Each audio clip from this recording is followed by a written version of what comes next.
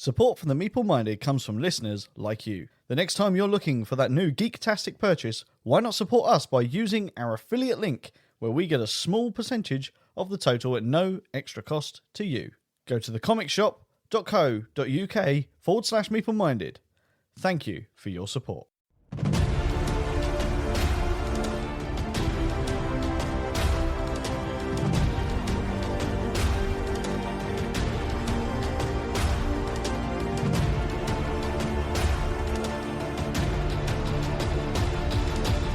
Oh, what is up, guys, and welcome to the Meeple Minded podcast, the podcast where we talk all things tabletop gaming. My name is Jason. And I'm James. I'm a bit croaky, James. You are a bit croaky. We're both feeling a little under the weather today. That was the hardest it's ever been for me to do that intro, I'm not going to lie. Trying not to laugh at my own croaky voice, but yes. I don't have a cold. Just for the record, I don't have a cold, but this is the start. This is the warm-up. This is the warning. It's the warning. Yeah, you're about to get a cold, mate. Yeah, which is quite handy, really, because it's coming up to my weekend off. You know, not the weekend where I have my son. No. That was last weekend. Yes. No, it's this weekend that I'm planning on actually just relaxing and doing a few things about the house. And, oh, yeah, you need a cold for that. Isn't it funny how life does that? Oh, you were planning on relaxing. Have a cold. Exactly. So, yeah, if only I had a built-in like steam room or sauna or something in my house to sweat this horribleness out. But no, I don't have that. What I have, James, is old man cup of soup again. We're back on the chicken cup of soup. Yeah, you're getting a cold, mate.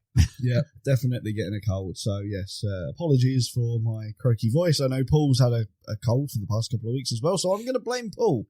He's not here to defend himself. It's your fault, Paul. Exactly, yeah. We haven't actually seen him, so there's no physical way he could have given us the cold, but I'm still blaming Paul. Yep. So, thanks very much, Paul. Anyway, James, We've got a game highlight episode today. We have got a game highlight episode. Do you know what game we're talking about? I do know what game you we're talking about. Yes, because you're the one that actually wanted to do it, aren't you? Yes. Yeah, I thought so. But before we get to that, I'm going to hold you off on that a little bit, because this time last year, James, we played Bristol 1350. Now, I don't remember the ratings that we gave it. I remember us talking about the game very favourably. Yeah, I think we rated it fairly high. It's fairly safe to say it's still in my collection. I've actually increased the collection of games from that particular series, I think is what they do. Yeah, the ones that come in the books. Yeah. I've now got more of them, so it can't be all bad. Have we played it since? I'm pretty sure we've played it a fair few times, I think we've played it a couple of times. Especially those times where we've had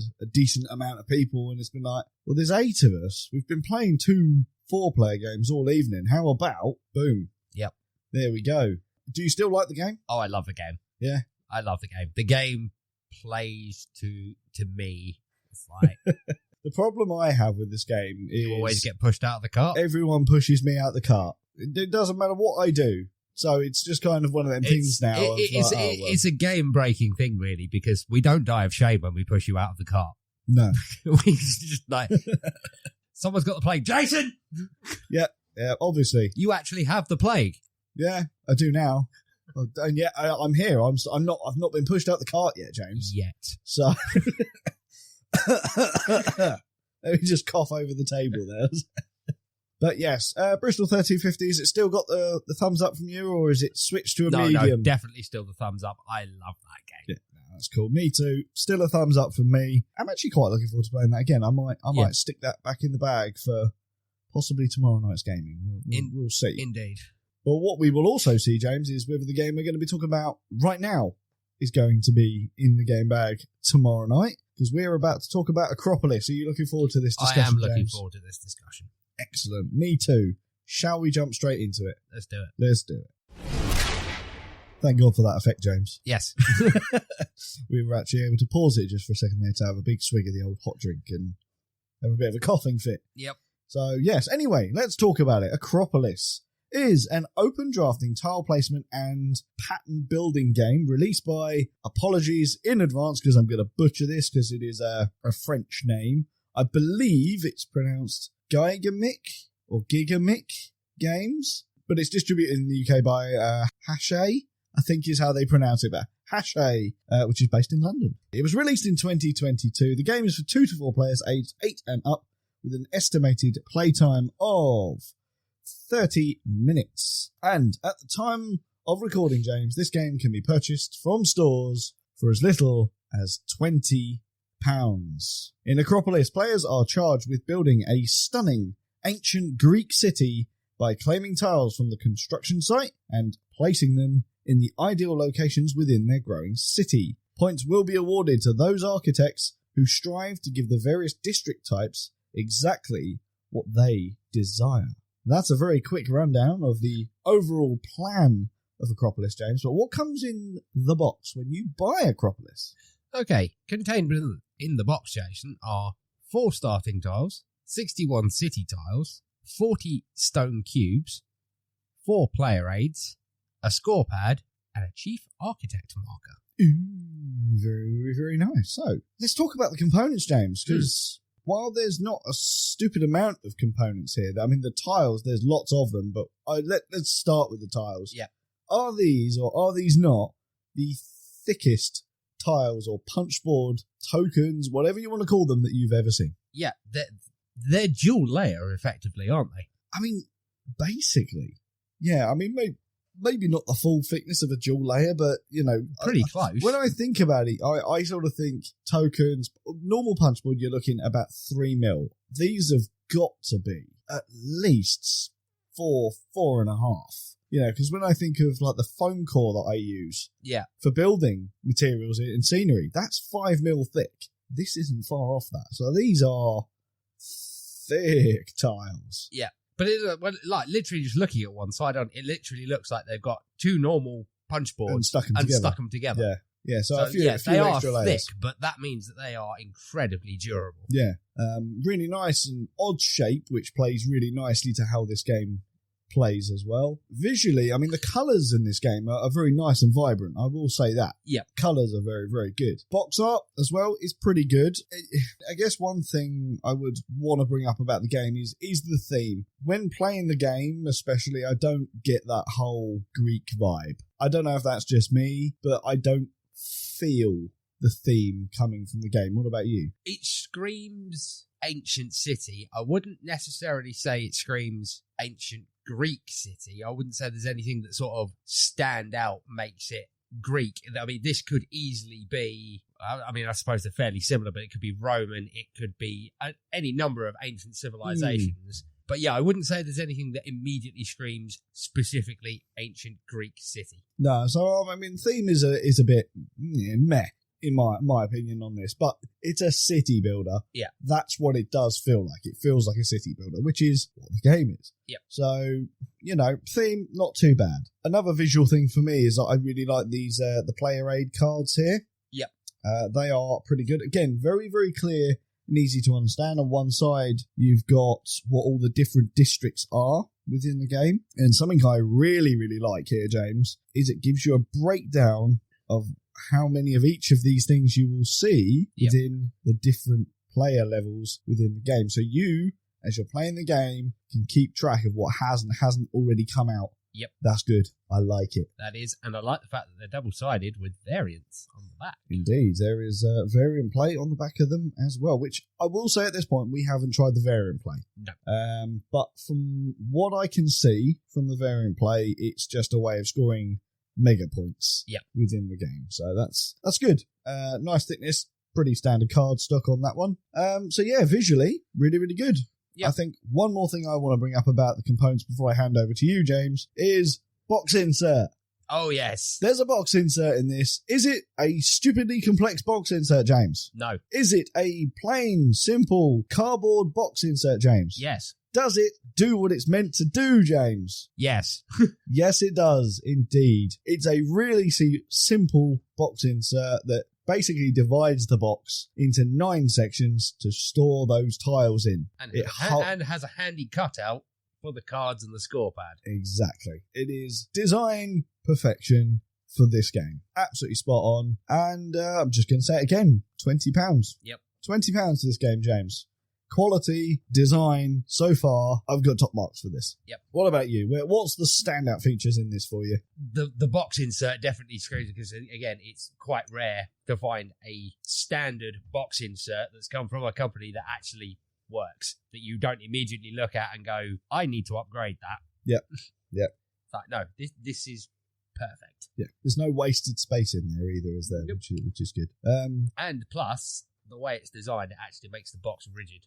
It does indeed. Yes. I mean, the cubes, we'll talk about the cubes. You know, it lists them as stone cubes. They're not stone, obviously. They are wooden. They're meant to represent stone. But they represent stone. They are cubes. Yep. There's nothing special. They are great. They great. represent stone. Yeah. They do their job. Everything else in the game is punch board. And yeah, awesome. The score pad, again, is score pad, paper, but I will talk about that a little bit more later. So I actually have a question for you. When you unbox this, did you have to punch these, or did they come pre-punched? They came pre-punched already, as you see it in the insert. I like that. Yeah. I guess this is my section, James. We're going to talk about the rulebook. Indeed. Now, this game is a simple game. So again, we're talking about a game that doesn't need to be super complex. Yes, it's a rule book. However, I'm sure James has probably noticed by the fact that I'm sitting over the other side of the table to him, yet I'm pretty sure you can read everything that is written in that text box, can't you? I can read everything that is in that text box. Yes. So we're talking 2.5, 3 foot away. Yep. And James can read it. What I'm saying is the text in this box is substantial in size. It is easy to read, very legible. That's a really good sign. Everything has accompanying illustrations within the book. Everything is clarified very, very simply.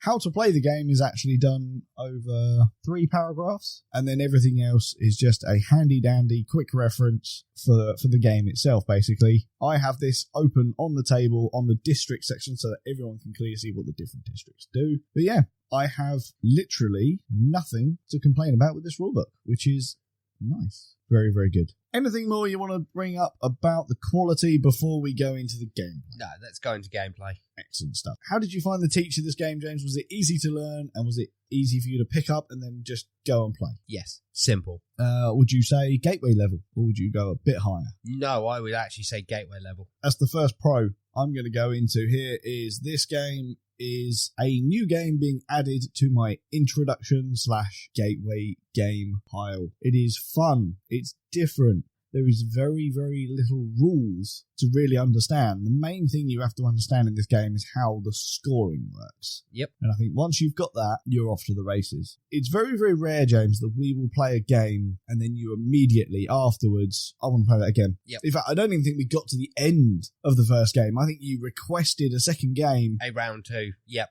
At round 2 or 3 or whatever it was within the game. It's one of those things where it's like a couple of rounds in, everything starts to, you start off as the first play, it's like you've had the rules explained to you and you start placing tiles. And it very quickly everything's just clicked.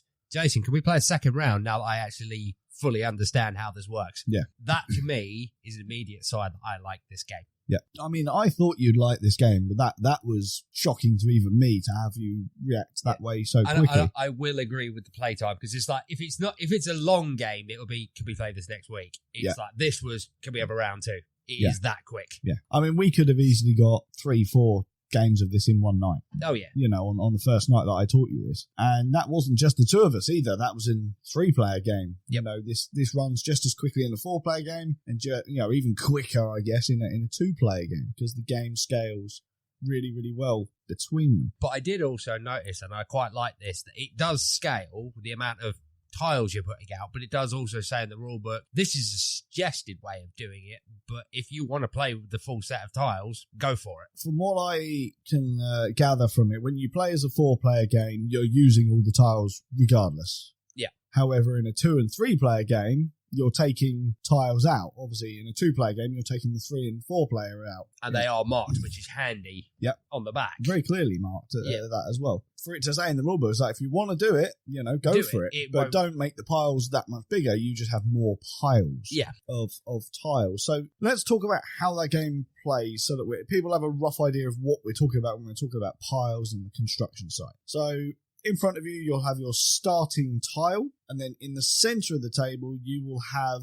an open drafting area, which will always have, I believe it's two tiles more than the player count, if memory serves correctly. And then to the side of that, you will have 11 equal size piles. The idea being the first player gets to take a tile from the centre. If it's the closest one to the piles, it's totally free, and anyone that's past that costs you 1 stone per tile that you go past. So if I want the one after the free one, it costs me 1 stone. If I want the one that's in position 4, it's going to cost me 3 stone because I've jumped over the free one because it's free, and I've then paid the additional to take that if they're in a line, it's free 1, 2, 3, 4. Yeah, exactly. Very, very simple and easy to understand. Yeah. As soon as player 1 picks a tile, they all slide down. Yep. So they become progressively cheaper as you go around the players. Exactly. Yeah. Basically, it goes around the table. Player 1 does it, player 2 does it, player 3 does it, player 4 does it, etc., etc., until there is 1 tile left. At which point, that tile slides all the way down into the free position. You pick another pile out of the 11 that have been sat there, and you refill the line. Happens again. First player rotates. First player rotates, and so on and so forth. Goes like that until there is 1 tile left with no stack to refill the construction site, and that triggers the end of the game. So in other words, there's 11 rounds. Yes. Because I suppose it's 12, because you've got the starting round and then the 11 thing. So 12 rounds is what you're talking about in this game. And they are very quick rounds. Oh, yeah. Yeah. Obviously, one thing that we should probably say here is they are very, very quick rounds. However, James. Yes. This game could, I wouldn't say it's happened as of yet, but it could be a breeding ground for analysis paralysis. Oh, yes. It is surprisingly thinky. Stay with us. We'll be right back. Hey, it's Pat Flynn here, host of the award-winning podcast, the Smart Passive Income Podcast, which was created to help you learn how to become an entrepreneur. And in the simplest way, too. You know, entrepreneurship can be very difficult. I like to simplify things. And I interview people like Josh Hall and Shane and Jocelyn Sams and Maria Fela. Who are they? Well, they're people just like you, people who have taken action after listening to the show and have built a business that has changed their lives. And I'd love to share an episode with you that I think will inspire you to get started, too. Check out the link in the description or go to smartpassiveincome.com/122 to get inspired, get what you need to get started, and change your life. You got this, and thank you. Yes. It's another one of them games, isn't it? Yeah. So all the districts, as I sort of alluded to in the initial spiel, if you like, they have their own demands in order to be scored at the end of the game. For example, the housing areas, which are the blue ones, they prefer to be in big clusters. So at the end of the game, you will count up all your blues and the largest, I guess, colony of blue houses will be the one that you score, and it is scored by multiplying the amount of houses you've got by the amount of blue plazas that you have. Now, they can vary by a ×1 modifier or a ×2. I think there's even some in the game, James, at a ×3. If I remember correctly from playing this, the blues are always ×1, the yellows, the reds, and the purples are ×2, and the greens 3. Yes, I believe you are correct in that. So that's the blues. Yep. How do the yellows work, James? So the yellows, or the merchants, don't like competition. Shops. Yes. So they must be kept separate from each other. So if you get any yellow tiles touching, they don't score. Mm-hmm. That's pretty good. And again, they are scored by the amount of them you've got times by the yellow plazas that you have in your city. Purple, if memory serves correctly, because James has the rule book, purple only scores if it is completely surrounded, because it is indeed a temple. Yep. And they like to be in the center. In the center of things, spreading their word. Yes, indeed. Reds, or the barrackses, keep watch over your city's borders. So, unsurprisingly, they only score if they're on the edge of your city. And the final one is the greens, or the gardens, which can go anywhere. Yeah, because greenery's good. Yep. It doesn't matter where you put greenery. Everyone likes greenery. Okay, so that sounds fairly simple requirements. Yes. For each district, times by the number of stars on the plazas that you're putting down. There is an added layer of complexity to this, though, isn't there, Jason? Because you can not only build out. Yes, you can build go up. Yes. Now, I actually like the way that this works, because obviously they're a certain... I don't even know what shape these tiles are, so I apologise for this, but it's sort of a 3-pronged thing. I can tell you exactly what they're. They're They're hexagons, but 3 hexagons together. Yeah, like super glued together in the middle. Yeah. Yeah, there you go. Perfect. So you can sort of get a rough idea of how things work. So they all slot together, and on the base layer, as long as one edge is touching another tile, that's a legal placement. If you want to go up, James, there are a couple of things that you have to do. The first is they have to be placed completely over tiles. You can't have an overhanging tile. And the second requirement is that they have to spread over at least 2 tiles. So you can't basically place one tile down and then just keep stacking it. Yeah. It doesn't work like that. Which is pretty cool because it's this whole puzzling. It's puzzling, but as someone who has been to places like Athens, when you get to round 12 and you've got that multi-layered city going on, it really does remind me of pictures of those ancient cities where they're on tiers, and Athens especially with the Parthenon on top of the big hill and the city kind of around it. It does give off that feel. Yeah. Is it really bad that I'm just automatically thinking of a re-theme and thinking Minas Tirith? New goal in the game, Jason. Create Minas Tirith. But yeah, that's really cool. And the reason you'd want to go up is because anything on a higher level scores double. Yep. So on the bottom, they're worth 1 point each, or their value of 1, because nothing's worth anything without those multipliers. But their value of 1 is doubled to a 2. Yep. And 3 and 4 if you somehow manage to get to level 4. I don't know if that's possible, but it does quite clearly state level 3, so clearly that's doable. I don't personally do it, however, my partner did in one of the games that we played, so it can indeed be done. That's pretty much everything there is to the game. Like, we've basically just given an entire how to play, James. Yes, we have. It's that simple. It really is. So, with all these things going on, because we're all rival architects here, is there any player interaction in the game that you have seen? I wouldn't say there's player interaction built into it. Obviously, there's drafting, so yes, it is possible to hate draft.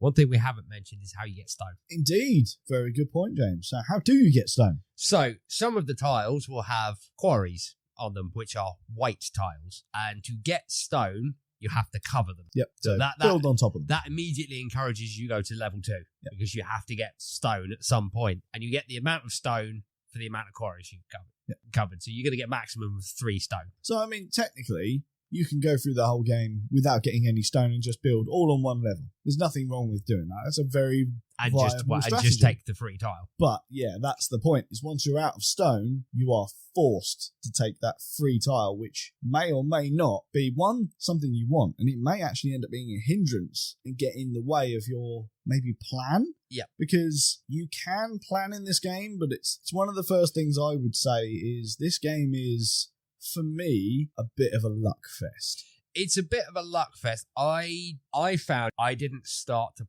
plan probably until the 3rd stack.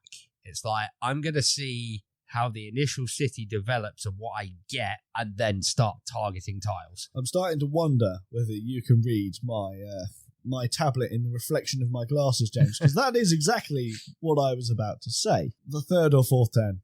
Yeah. The 3rd or 4th stack is where I start looking and going, right, now I've got a lay of the land. I can see roughly what's out, where my board is taking me, and I can see where the board is taking other players. What tile should I go for where I'm not going to be constantly fighting? Yeah. And there is that aspect, as you mentioned, that on the help card, it does tell you how many of each colour tile is in. So if you see, like, I think green is the rarest, because with that ×3 modifier, they can score high. Yes. So if you've noticed a load of greens come out early and they've already gone, it's like, well, there's a tile there with a ×3 green plaza on it, but 3 of the garden tiles are already out. Yeah. Now I might, if one player's got it, hate draft it to stop them getting the big thing, but it's not really going to benefit me because most of the green tiles are already on the table. And they're good. I mean, the other thing is, you can look at other people's board, but there's never really a real judge of, where the points stand. Like that throughout the last game we played yesterday. You thought I'd run away with it. I thought you'd run away with it. Yeah, actually, in reality, you came last. I did. And it didn't make any sense because you got some really high scoring areas, but it was almost as if you'd put all of your eggs in one basket for that particular round. I went for blue and blue. Yeah.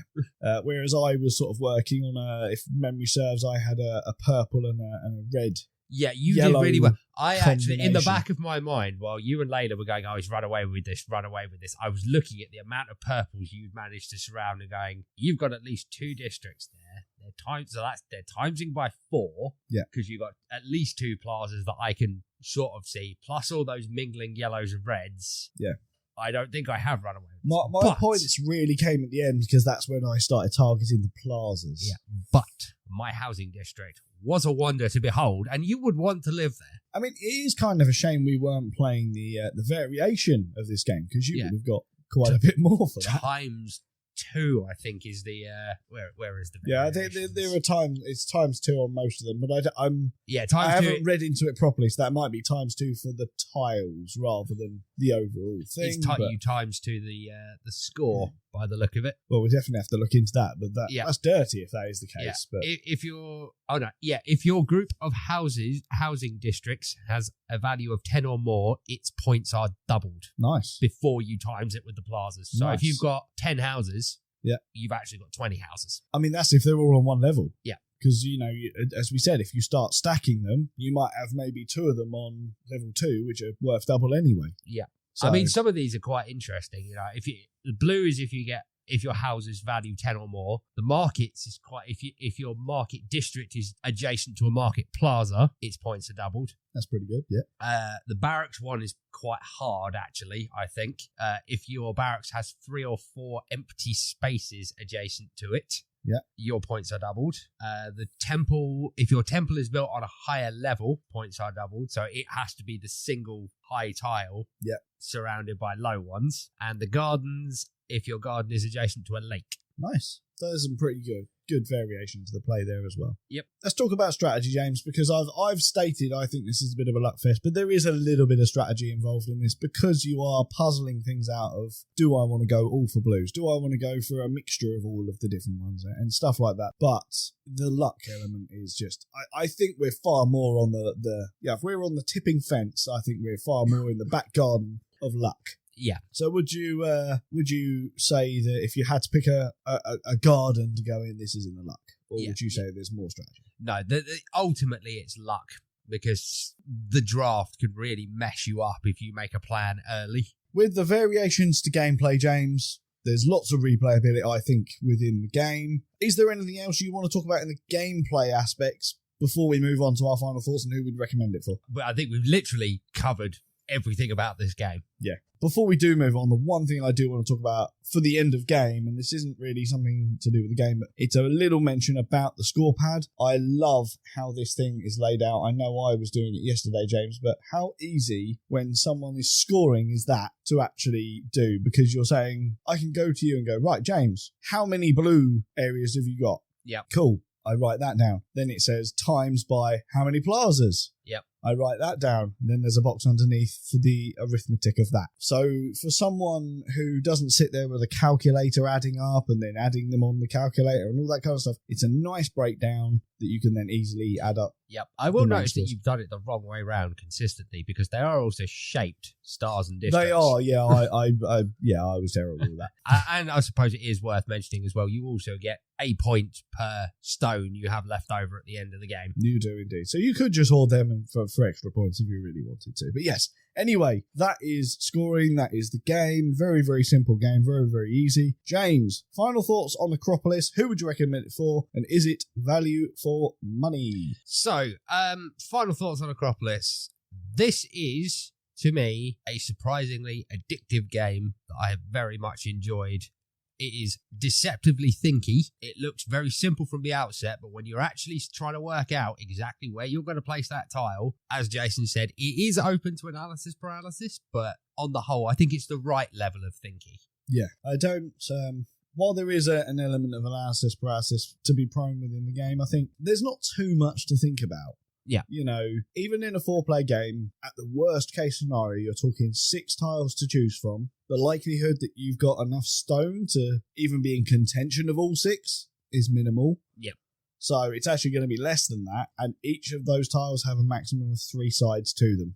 Yeah. So most of it, I found that most of the thinkiness didn't actually come from picking the tile. It came from trying to fit it into the city because it is grid placement. It's the good side of that, though, is because once you've taken that tile, it's then not going to affect play. Yeah. So you can be thinking while play continues. Yes. The downside is you're then not able to think ahead for your next turn. But yeah. So there is that. I would recommend this for all levels of play. Yep. You know, as we've mentioned, it is a great gateway game. Mm-hmm. But more advanced players, I think, would also enjoy this for its level of thinkiness. Yeah. I think this is going to be in my game bag for tomorrow evening, which I'm sure will probably make you pretty happy with that one. Yep. For me, echo everything you said. It's a very thinky puzzle game, I guess. I would say most of my thinking comes from once I've taken the tile, is like, where is best going to suit me? How is it going to maximize my points? Is it going to maximize my points if I do this, or should I play the longer game with something else? You know, I think the age rating on the game is spot on, 8+. Fantastic. 2 to 4 players. Every single level I've played this at was spot on. Absolutely amazing. I got it slightly wrong in the starting. I think I said 30-minute gameplay. It's actually 25-minute gameplay. I still think that's an overestimation. I think 20 minutes, you could get a game of this in, especially at that 2-player count. I'm sure we're probably going to find that out in a minute when we inevitably have another game. Indeed. But yep, I would recommend this for pretty much anyone. As I said, this has now gone into my pile of games that I break out for new gamers. The next time I run a full-on intro to gaming night, this will be one of the games set up on the table. I think it's great. I think it's great value for money. The component quality is absolutely outstanding. I've seen expensive games that have had poorer quality components than this. I mean, there's a lot of tiles in there, and to be that thick, that can't have been cheap. Yeah. One thing that I am going to bring up very, very, very briefly here that I have marked the game down a little for with my Meeple rating is I spoke to a few people that have had an issue with the game, and the issue stems from the fact that everything in this game is color coordinated. Yes. There is no distinguishing factors on those tiles other than very, very minimal or subtle building pictures that distinguish what things are, other than those colours. So colourblind players have been struggling. I mean, the pictures on the district are different, but you would have to physically pick the tile up and actually concentrate on it to see it. And that's what I've had is, in most circumstances, they've really struggled. In certain circumstances, they've actually had to ask the assistance of other players. Yeah. Which I think that's a massive oversight. The fact that they haven't done something to at least make them a little bit more distinctive for those that do suffer from colourblindness. So I will say at this point, if you suffer from colourblindness, I'm not sure I would recommend this game to you. No. Unfortunately. I really wish it was different. It is. I mean, the only standout one you'll be able to tell is the park. Because the picture is vastly different. Yeah, it's very, very different. But everything else is very, very similar. It's totally dependent on the colour overlay that's over those pictures. And unfortunately, that has made this game, in my opinion, totally useless for anybody who suffers from colour blindness. So my apologies for that. It is a shame because, in all honesty, this game is amazing. The quality is amazing. The value for money is amazing. I'm coming in at an 8.5 out of 10 for this one, James, because other than that, I can't fault this game. Yep. I'm going to come in at an 8, but yeah, it's a brilliant game. Nice. We're well and above average. Yep. We are well and above, or well into the area of we would play this game anytime anybody wanted to suggest it. I'm not sure if somebody said every game night that they wanted to play it, that would be too much. I would tire of it quickly. However, if this game came out once a month, I'd have no problem. I've got to be honest, I don't think, even if I rated a game a 10, I wouldn't want to play it every week. No. But there you go. 8.5 for me. 8 out of 10 for James.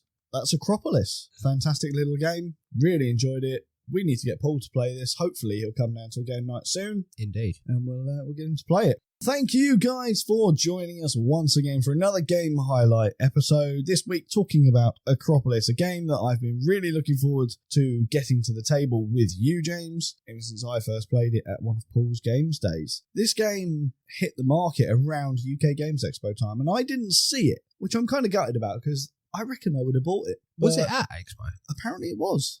I was. And you missed it? I did.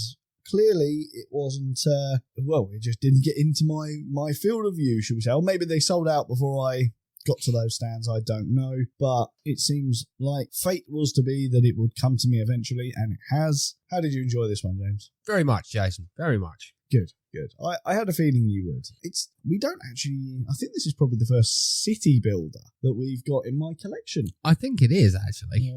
It's not the first city builder I've played, but it is definitely, from what I can see, the only city builder I currently have in my collection. So, good signs there. Yes. Always good to add a new genre. It is indeed. I think we should try a few more of them. Indeed. But yes. Which I'm actually surprised we haven't, considering you and I are big fans of computer-based games like City Skylines and other similar city builders.